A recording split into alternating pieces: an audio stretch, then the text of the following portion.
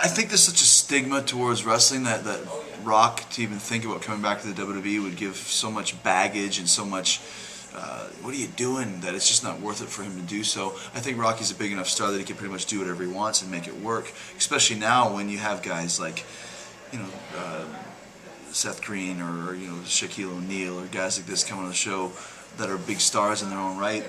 But I think Rocky's worked very hard to kind of get away from the wrestling point of things, and so as a result, I think he's going to stay away from wrestling because his handlers are telling him so. I think that's what John is basically calling him out on. It. You say, look, wrestling did everything for you.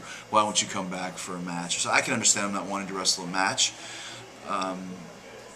but to at least come back and be a guest host or something like that, I don't see why he wouldn't want to do it, unless maybe he's just so focused against the stigma of being a wrestler that he's trying to stay away from that. So I can understand his point.